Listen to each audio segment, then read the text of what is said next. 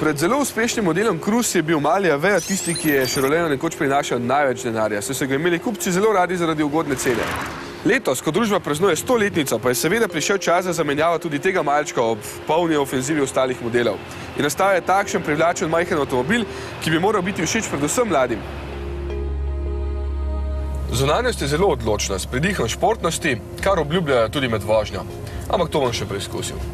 Sprednji del Avea spominja na jezdnega bika, pa tudi strani je avtomobil precej kompaktnega izgleda. Pri Chevroletu pravijo, da so velik poudarek namenili varnosti. Streha denimo zdrži 4,2-kratno težo avtomobila, če bi se slučajno prevrnil. Vožnjo pa so tudi naredili do 40% tišjo od tiste v predhodniku. Z dolžino dobrih 4 metrov torej Avea tekmuje s Cliom in ostalimi malčki v tem razredu. Okolje tukaj znotraj je sicer iz bolj poprečnih materialov in spominja na tistega v Cruzu, a je notranjost lepo ukrivljena in očem prijetna.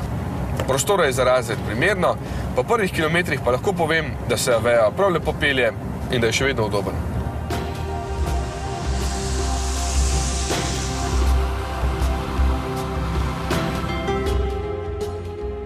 Motorji so v začetku štirje, vsi bencinski.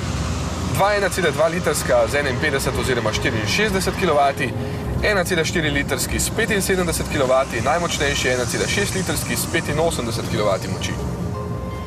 Oba močnejša bencinarja sta na voljo tudi s povsem novim 6-stopenjskim samodejnim menjalnikom. V tej izvedbi z 1,4 litrskim motorjem deluje še kar v redu, lahko bi bil pa precej hitrejši. Jeseni bo ponudbo oplemenil še novi 1,3 litrski turbodizel.